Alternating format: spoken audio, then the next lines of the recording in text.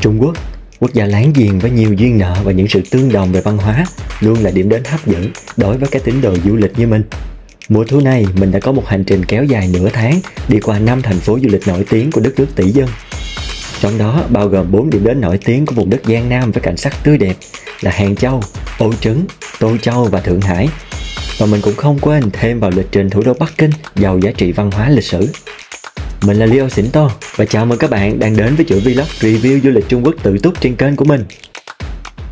Trong tập đầu tiên này, mình sẽ chia sẻ toàn bộ các bí kíp du lịch của một người không biết tiếng Trung như mình mà đã tự đi du lịch Trung Quốc một cách rất dễ dàng. Toàn bộ kinh nghiệm của mình từ quá trình bay nói chuyến đến thủ tục nhập cảnh, từ chia sẻ những ứng dụng cần thiết cho việc sống còn ở Tung Của đến cách sử dụng bộ bí kíp đó sao cho thật mượt mà. Tất cả sẽ có trong tập đầu tiên của series review du lịch Trung Quốc tự túc này. Hy vọng sau khi xem xong tập này, các bạn sẽ tự tin thêm 1000% để xách ba lô lên và đi Trung Quốc nha.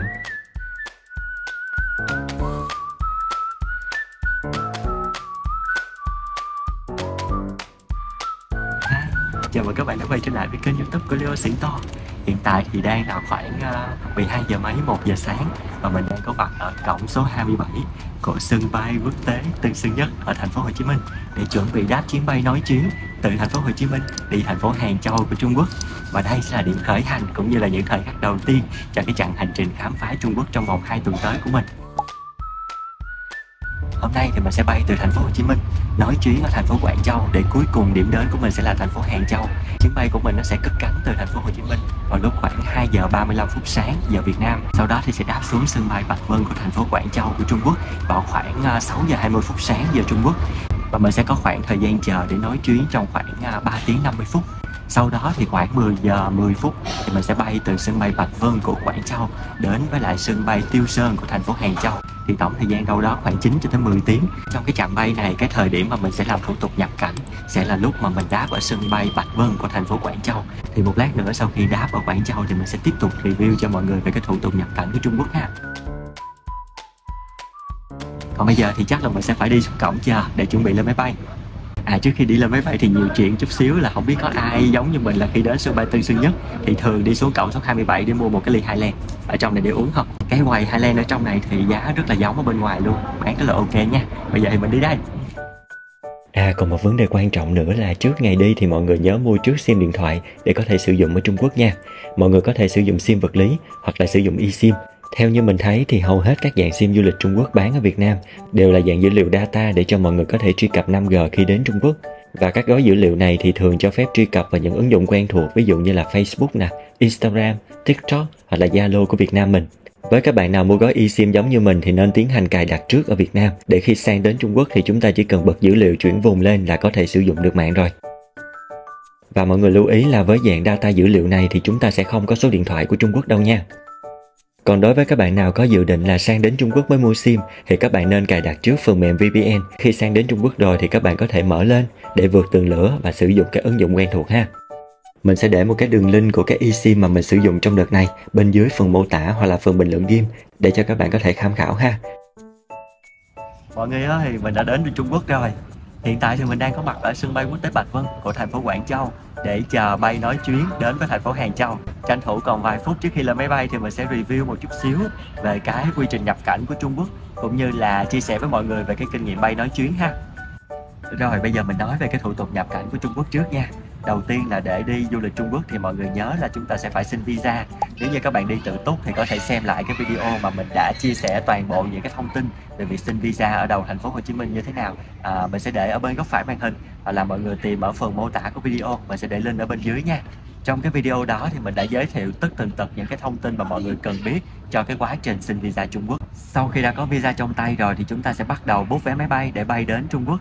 Thì trong cái quá trình mọi người ở trên chuyến bay đến Trung Quốc á, thì tiếp viên hàng không họ sẽ phát cho mọi người một cái tờ giấy gọi là Arrival Card. Trên đó thì nó sẽ yêu cầu mọi người cung cấp các cái thông tin, ví dụ như họ và tên nè, ngày tháng năm sinh nè, mục đích của mọi người đến Trung Quốc là để làm gì nè, rồi cái tên khách sạn mà mọi người sẽ ở, cũng như là cái số hiệu chuyến bay mà mọi người bay từ Việt Nam. Trên cái tờ khai thông tin này nó sẽ hỏi thêm là mọi người có đặt chuyến bay về lại Việt Nam hay chưa và số hiệu chuyến bay sẽ là bao nhiêu. Và nó cũng hỏi luôn là mọi người có bất kỳ một cái liên hệ của ai đó ở Trung Quốc để liên hệ hay không. Nếu như có thì mọi người điền vào, không có thì mọi người chọn là bỏ qua. Giống như trường hợp của mình thì bỏ qua, hải quan cũng sẽ không có hỏi đâu mọi người ha. và cuối cùng là mọi người sẽ phải ký tên lên cái tờ giấy đó. Thì mọi người nhớ là trên cái chuyến bay mọi người tranh thủ điền cho xong cái thông tin của cái tờ giấy này, để khi mà vừa đáp xuống một cái là mọi người có thể thực hiện được cái thủ tục hải quan một cách nhanh chóng ha. Sáng nay khi mình vào cái khu vực hải quan của sân bay Bạch Vân thì khá là đông, nhưng mà trộm vía là nhân viên hải quan họ làm việc rất là nhanh, cho nên là mình chỉ xếp hàng khoảng 15 phút đến gặp hải quan. Họ hỏi mình đúng 2 câu. Câu thứ nhất là bạn đến Trung Quốc để làm gì, thì mình trả lời là đi du lịch. Câu thứ hai thì họ sẽ hỏi là mình ở trong bao lâu, thì mình trả lời là 2 tuần. Đúng 2 câu này thôi ha mọi người, và họ hỏi bằng tiếng Anh rất là dễ nghe và mình cũng trả lời bằng tiếng Anh luôn. Sau đó thì mình tiến hành là scan cái vân tay cũng như là chụp hình và xong. Chỉ mất khoảng 3 phút là mình đã có thể qua được hải quan rồi. Sau khi làm thủ tục hải quan xong thì các bạn chú ý những cái bảng chỉ dẫn ha, nó sẽ có các cái hướng đi. Đây là cái hướng về domestic transfer, tức là mình sẽ bay tiếp đến một thành phố khác ở Trung Quốc.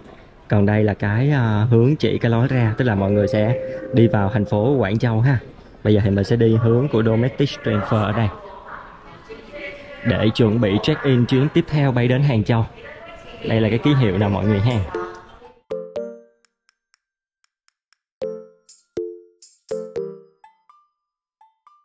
Ở đây thì mình có thấy một cái máy gọi là Free Wi-Fi Access.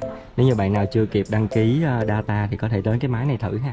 Đối với các bạn bay nói chuyến giống như mình thì các bạn nên tranh thủ tìm cái cổng để đi vào check-in cái chuyến bay tiếp theo. Ngày hôm nay thì cái vé của mình mua đã được xuất vé cho cả 2 chặng ở đầu thành phố Hồ Chí Minh. Nhưng mà khi đến với sân bay Bạch Vân thì mình sẽ vẫn phải check-in một lần nữa cho cái chặng thứ hai. Ở cái lần check-in thứ hai này thì cái nhân viên hải quan sẽ là người kiểm tra cái vé của các bạn, sau đó scan cái hành lý xách tay một lần nữa. Vậy thì cái hành lý ký gửi ở đầu thành phố Hồ Chí Minh nó sẽ như thế nào? Cái chuyến bay của mình trong ngày hôm nay được một cái là mình đã chọn cái loại hình là sẽ gửi thẳng hành lý của mình từ thành phố Hồ Chí Minh đến Hàng Châu, chứ mình không có phải thực hiện cái thao tác là phải lấy lại hành lý ký gửi ở Quảng Châu rồi sau đó lại check-in thêm một lần nữa. Cho nên là khi mua vé thì các bạn chú ý thêm một việc nữa, xem là cái hành lý ký gửi của mình nó sẽ được gửi theo dạng nào. Mình thì khuyến khích các bạn nên mua những cái chuyến bay mà có cái dạng là hành lý gửi thẳng luôn, để cho cái quá trình mà mọi người thực hiện cái chuyến bay nói chuyến nó được dễ dàng và mượt mà hơn ha.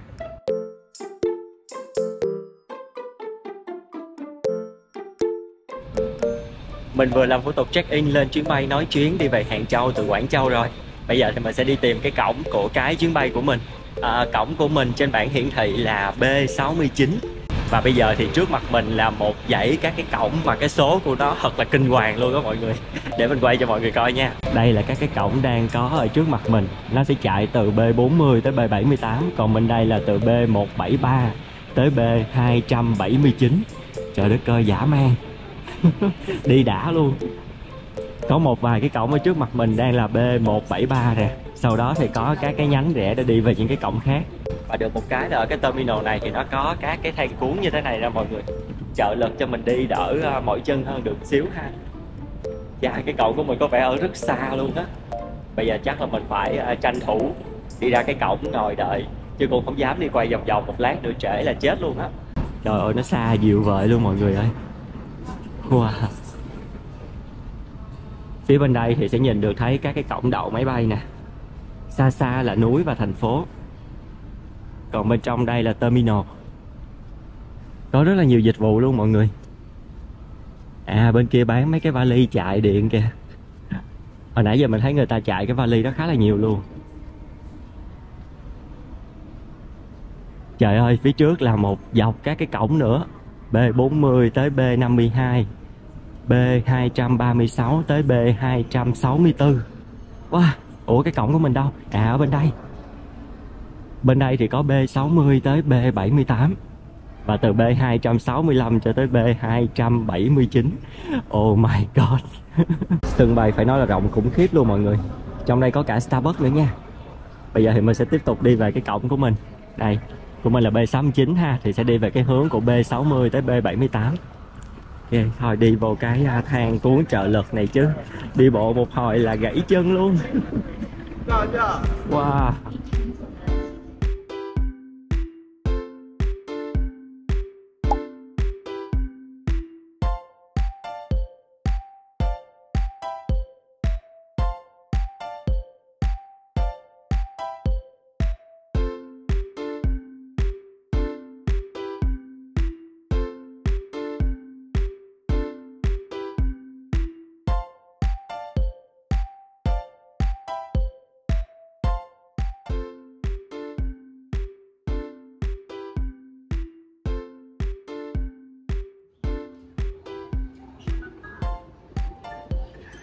Mình đã tới được sân bay Hàng Châu. Đây là một cái chuyến bay nội địa ha mọi người, cho nên bây giờ thì mình không có cần check in hải quan nữa, mà mình sẽ đi lấy hành lý và chuẩn bị đi vào trung tâm của thành phố Hàng Châu. Mới tới sân bay Hàng Châu nhưng mà mình rất là ấn tượng với những cái biển thông báo ở đây nha. Nhìn cái màu rất là dịu luôn đó mọi người.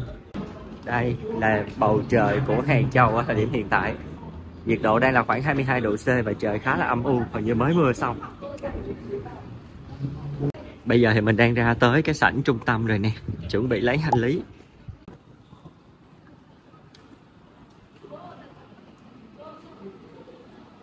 Ở đây là khu vực sảnh trung tâm nè mọi người, có rất là nhiều những cái cửa hàng luxury ở đây. Thiết kế đẹp quá. Đi hơi bị mỏi chân đó nha mọi người. Mình thấy hình như có cái dịch vụ xe điện chở đi tới đi lui thì phải. Đó, cái xe điện nó đang chạy kìa mọi người. Đó thì khu vực lấy hành lý và đến cái ga đến đã ở đây. Okay, let's go. Và xin giới thiệu với mọi người, đây là con gấu trúc đầu tiên mình thấy ở Trung Quốc. Chị hai mình là fan của gấu trúc, mình sẽ gửi con này cho bà sẽ khóc thét lên.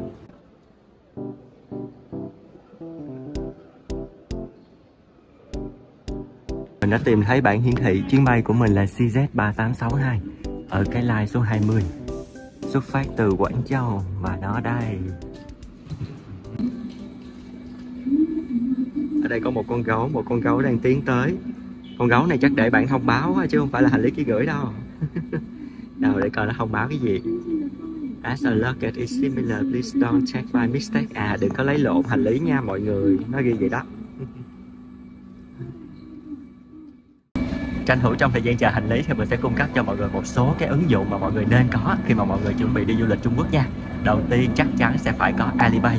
Alipay thì dạo này dễ đăng ký hơn rồi, mọi người cứ download về, nó sẽ có phiên bản quốc tế để cho mọi người có thể đăng ký. Lúc lên đăng ký mình nhớ là chỉ cần bỏ thẻ ngân hàng vô thì nó sẽ tự động coi như là verify, xác minh cái tài khoản của mọi người ha. Thì sẽ có hai dạng để cho mọi người có thể sử dụng Alipay ở Trung Quốc. Một là mọi người download cái app về rồi thì nạp tệ vô để xài. Thì cái vấn đề nạp tệ này á, thì mình phải có ngân hàng Trung Quốc thì mình mới nạp được, hoặc là sẽ phải liên hệ với những người có tiền Trung Quốc thì họ mới nạp cho mình. Nhưng mà khi mà mọi người liên hệ nạp tệ thì nhớ lưu ý xem là người đó có uy tín hay không và cái nguồn tệ nó có sạch hay là không nha. Tại vì nếu như mà nạp vô cái ví của mọi người những cái nguồn tệ không có sạch á, là cái ví sẽ bị khóa ngay lập tức luôn. Cái hình thức số 2 để mọi người có thể sử dụng thẻ Alipay cũng là hình thức mà mình đang làm, là mình sẽ bỏ cái thẻ ngân hàng có thanh toán quốc tế của Việt Nam vô. Thì khi mọi người thanh toán thì sẽ có một cái mã QR code ở trên Alipay, thì người ta cứ quẹt tiền sẽ trừ thẳng vào cái tài khoản ngân hàng mà mọi người đã cung cấp ở trên cái ví. Có thêm một cái mà mình khá thích ở Alipay nữa là dạo này mình hay lên trải nghiệm những cái dịch vụ của bên đó đó. Thì khi mà mình có vấn đề mình chỉ cần nhắn tin với lại bên chăm sóc khách hàng của Alipay thì họ sẽ ngay lập tức giải quyết vấn đề cho mình, trả lời rất nhanh luôn nha mọi người, và có thể chat bằng tiếng Anh luôn, rất là ok. Mọi người nhớ download Alipay nha, chắc chắn là phải có cái app này khi đi du lịch Trung Quốc ha. Sẵn nói về tiền thì mình cũng nói luôn về cái việc là có nên đổi tiền mặt khi đi du lịch Trung Quốc hay không. Thì các anh chị mình đi về thì nói là bên đây người ta vẫn xài tiền mặt, cho nên là mình đã đổi một ít tiền mặt để mang theo. Và bên cạnh đó thì mình cũng đổi theo USD nữa. Tại vì có một người chị của mình nói là qua đây nếu như mà đem USD thì đổi nhân dân tệ thì cũng sẽ được giá hơn. Thành ra là mình đem đầy đủ tất cả các loại tiền luôn, ví Alipay, tiền ảo nè, rồi tiền mặt nhân dân tệ nè, rồi tiền đô luôn. Chờ miệt mài vẫn chưa thấy hành lý của mình đâu. Bên ngoài trời đang mưa mọi người, cho nên mấy cái vali đem vô đây nó ướt nhẹp hết trơn. Quay lại cái câu chuyện của những cái app mà mọi người cần có thì bên cạnh Alipay thì mọi người nhớ download WeChat. WeChat là một cái phần mềm ứng dụng mà xài rộng rãi ở bên Trung Quốc luôn. Nó giống như là cái ứng dụng quốc dân Zalo của bên mình đó mọi người. Thì dạo này download WeChat cũng rất là dễ để có thể xác minh tài khoản của mọi người. Ở trên WeChat cũng có cái hình thức thanh toán giống như Alipay vậy đó. Mọi người cũng có thể cài cái thẻ thanh toán quốc tế của mình vô trong đó thì cũng có thể thanh toán được luôn. Thì thành ra là khi đi du lịch Trung Quốc thì sẽ có hai cái ứng dụng để cho mọi người có thể thanh toán trực tuyến ha. Một là Alipay, hai là WeChat. Bên cạnh đó thì trên WeChat còn có một cái tiện ích khác dành cho các bạn thích đến những cái địa điểm du lịch nổi tiếng. Thì ở trên đây nó sẽ có những cái gọi là official account của những cái địa điểm bán vé để cho mọi người có thể đặt vé trước. Đặc biệt là ở du lịch Trung Quốc á, những cái bảo tàng thường là miễn phí nhưng mà mọi người phải canh thời gian để lên đặt, và WeChat là một trong những cái kênh để có thể đặt được những cái đó. Mình lấy ví dụ như là bảo tàng ở Tô Châu nè thì có thể đặt trước ở trên WeChat. Tới tập của Tô Châu thì mình sẽ review kỹ hơn và chỉ mọi người cách đặt ha. Bên cạnh đó thì các khách sạn bên này thì cũng sử dụng WeChat để liên hệ với khách hàng. Hành lý của mình tới rồi.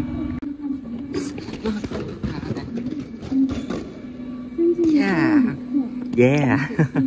Chiếc hành lý được chuyển thẳng từ thành phố Hồ Chí Minh tới Hàng Châu ha mọi người. Bay nói chuyến nhưng mà hành lý được gửi thẳng. tuyệt vời. Wow, một cái bảng quảng cáo 3D ngay chỗ cái lối ra của sân bay luôn. Cánh tay máy rồi phi thuyền rồi nè, quá đã. Đằng kia là lối ra, mình sẽ đi ra đây. Và đây là khung cảnh của ga đến sân bay quốc tế Hàng Châu ha mọi người. Thiết kế rất đẹp và hiện đại luôn. Và ở đây cũng có rất là nhiều cái bảng chỉ dẫn để cho mọi người sử dụng các cái phương tiện công cộng về lại trong trung tâm của thành phố Hàng Châu ha. Chúng ta có metro nè, bên kia là online car hailing, tức là những cái ứng dụng đặt xe đó mọi người. Có taxi, có bus luôn. Và đằng kia sẽ là cái lối để đi xuống metro cũng như là các cái loại phương tiện xe công cộng. Mình sẽ đi về hướng đó.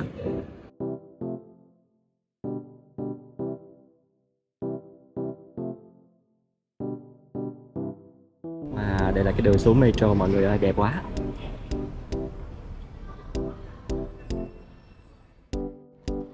Một cái sảnh rất rộng lớn luôn, đẹp quá, xuất sắc thực sự. Bây giờ thì mình sẽ tìm cái lối đi vào metro để coi giá vé là bao nhiêu. Lúc nãy thì mình có kiểm tra ở trên ứng dụng TT, tức là ứng dụng đặt xe công nghệ ở bên này. Đó cũng sẽ là cái ứng dụng thứ ba mà mình khuyên mọi người nên download về nha. Thật ra là nó cũng có tích hợp ở trong Alipay, cho nên là mọi người cũng có thể đặt TT từ Alipay được luôn. Cái mức phí từ sân bay Hàng Châu về trung tâm của Hàng Châu ở khách sạn của mình ngay gần cái Hồ Tây á là nó khoảng 60 nhân dân tệ.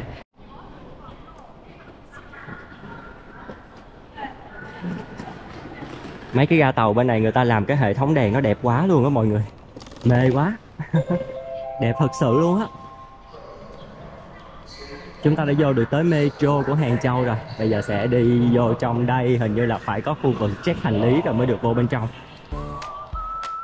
Để bắt đầu có thể sử dụng được hệ thống metro hay còn gọi là tàu điện đô thị ở Trung Quốc thì các bạn có thể mở app Alipay lên, sau đó chọn vào phần Transport. Ở phần này thì các bạn lưu ý là ở mỗi thành phố khác nhau của Trung Quốc thì chúng ta cần thực hiện thao tác là cài đặt những cái thẻ đi tàu online vào trong ứng dụng Alipay của mình. Lấy ví dụ ngày hôm nay là mình sẽ bắt đầu sử dụng hệ thống metro ở Hàng Châu thì mình sẽ đổi định vị trên app Alipay về Hàng Châu, hoặc là Alipay cũng có thể tự động định vị các bạn ở thành phố mà các bạn đang đến.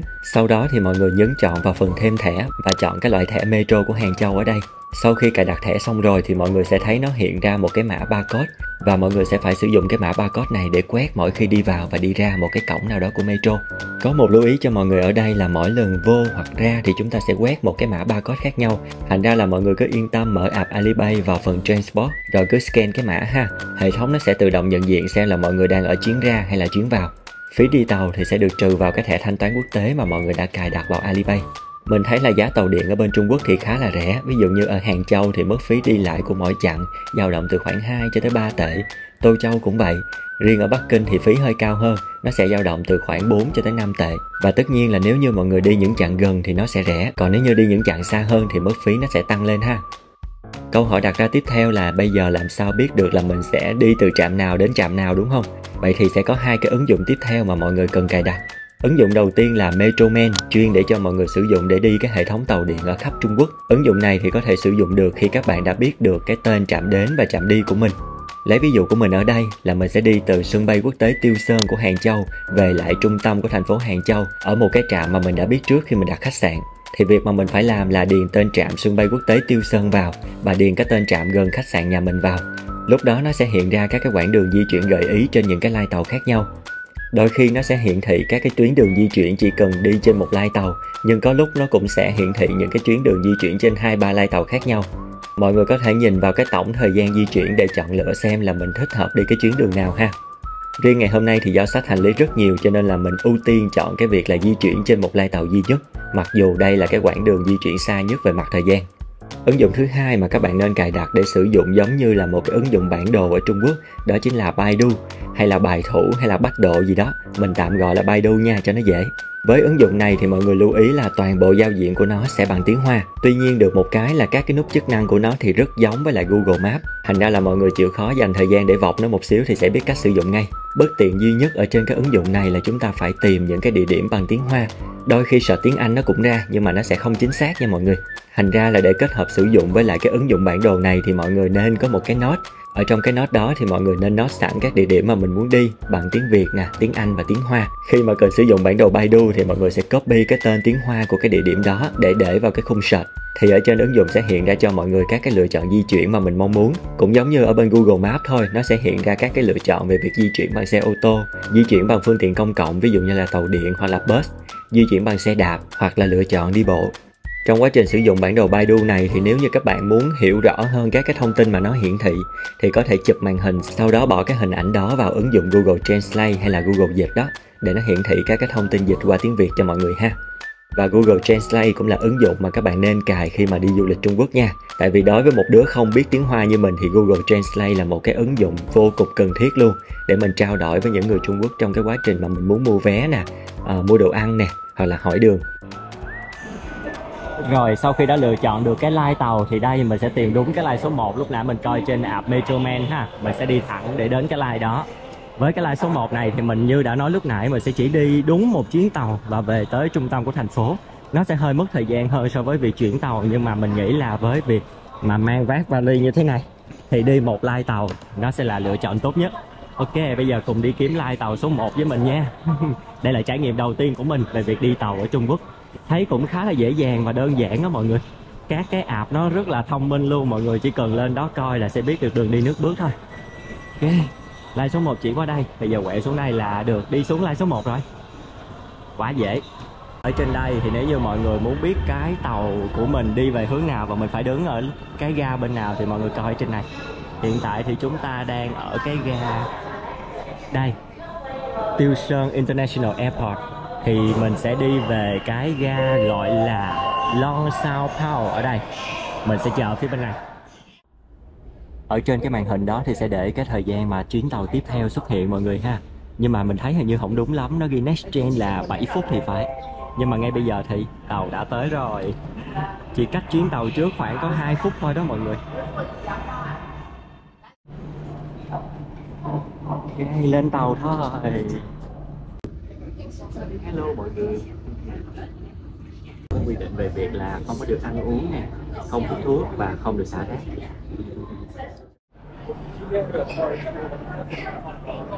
Bây giờ thì mình đã đến được trạm Long Xiên Xiu và sẽ đi khoảng 500m đi bộ là về được tới khách sạn. Mình mới phát hiện ra tàu ở Trung Quốc có một cái rất là hay mọi người. Mọi người có thấy cái bảng này không? Nó đang để cái mức độ lạnh của các cái toa tàu. Ví dụ như ở toa số 1 này là low cool nè, tức là hơi lạnh thôi. Còn cái toa 2, 3, 4, 5 này sẽ là high cool, sẽ rất là lạnh nè. Toa số 6 thì lại là low cool trở lại. Thú vị ha. Mình đã vừa lên được mặt đất rồi mọi người. Và ngay cái trạm tàu này luôn, một cái quảng trường siêu to khổng lồ mà nhìn rất là hiện đại luôn. Tây Hồ thì nằm ở phía trước mặt nè. Nhưng mà bây giờ thì mình phải đi về khách sạn. Không biết có đang đi đúng đường không nữa. Trời ơi, cái khu này đúng rộng luôn. Ôi đang mưa mọi người ạ. Cho nên là chắc mình tranh thủ về khách sạn lát nữa có gì mình quay tiếp cho mọi người coi nhé. Hôm nay thì mình đặt khách sạn tên là Home Inn Plus, nằm khá là gần với lại Tây Hồ Hàng Châu trên trip.com.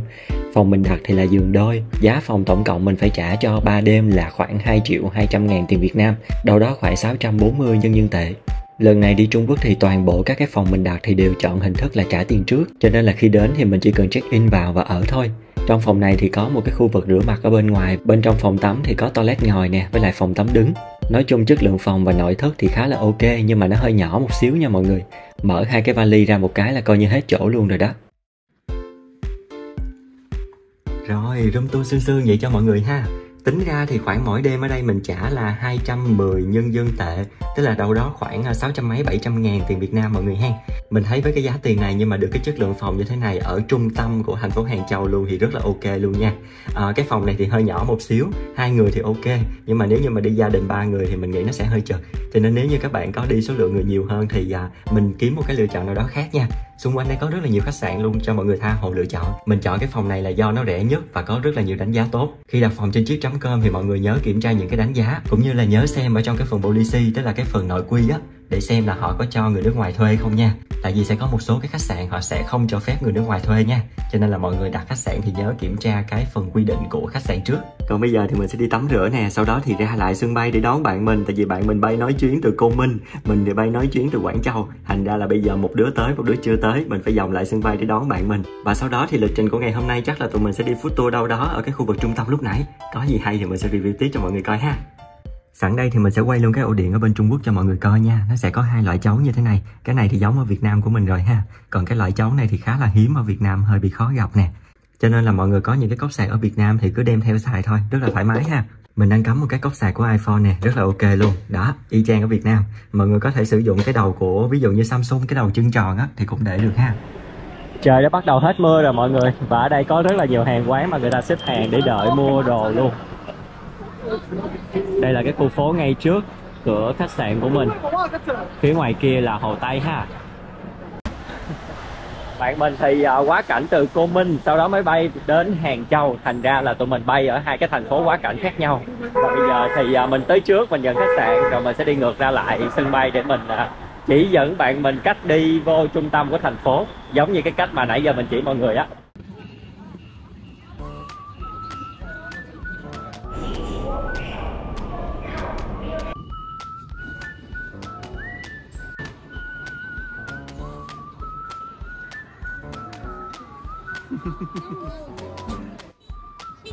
Bây giờ tụi mình đang đứng ở một cái ngã tư mà giống như là Shibuya ở bên Nhật mọi người ạ.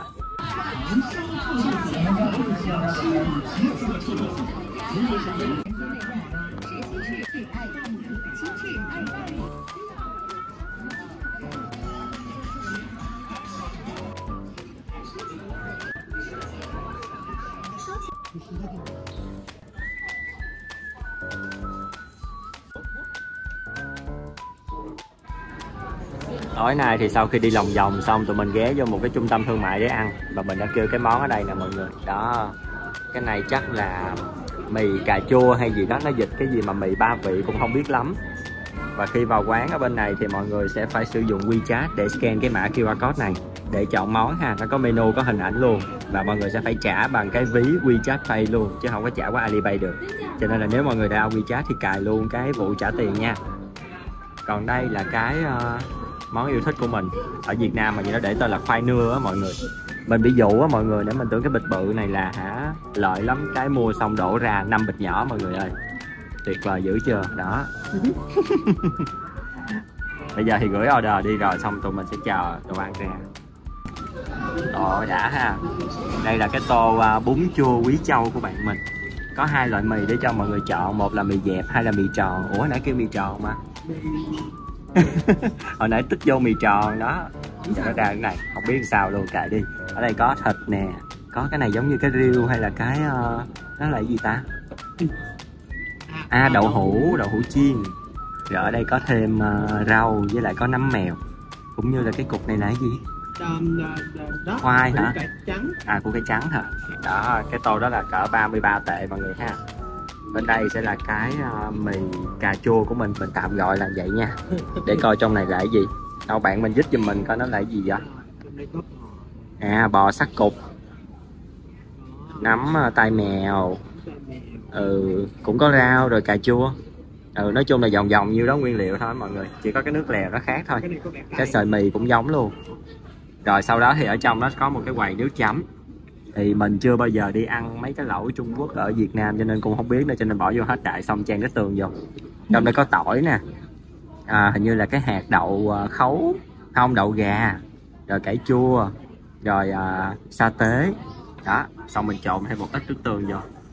Rồi toàn bộ bữa ăn của tụi mình ở đây là 75 nhân dân tệ ha mọi người. Ok, bây giờ thử cái vị nha. Mọi người thấy cái muỗng này không? Giống cái muỗng ramen bên Nhật ha. Nhìn là thấy khó ăn rồi đó, nhưng mà thôi kệ, trộn thử.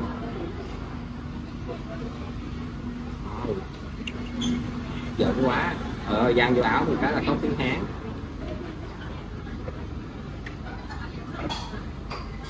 Thơm lắm mọi người ơi, nghe mùi cà chua nồng nặc luôn nha.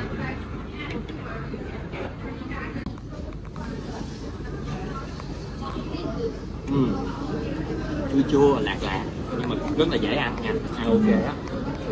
để thử luôn cái cọng mì. Sợ da, sợ da.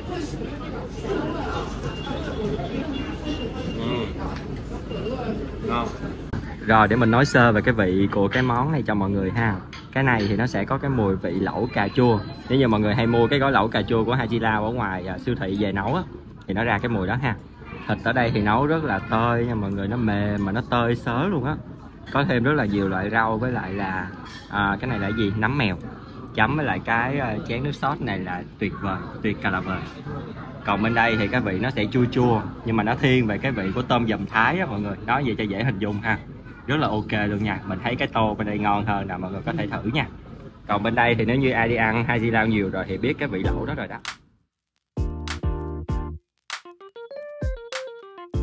Và đó là tất cả những gì có trong ngày đầu tiên của mình, và cũng là lần đầu tiên của mình đặt chân tới Trung Quốc. Hy vọng các bạn đã thích video của ngày hôm nay và đã có thật nhiều những thông tin để chuẩn bị cho chuyến đi du lịch Trung Quốc sắp tới của mọi người nha. Còn bây giờ thì xin chào tạm biệt và hẹn gặp lại mọi người ở tập đầu tiên của vlog review du lịch Hàng Châu.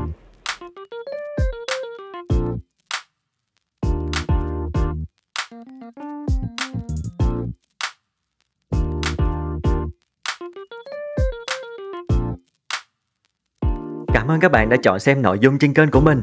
Đừng quên nhấn like, share và subscribe trên kênh YouTube, cũng như follow Instagram của mình để cập nhật nhanh nhất những hành trình du lịch sắp tới nha.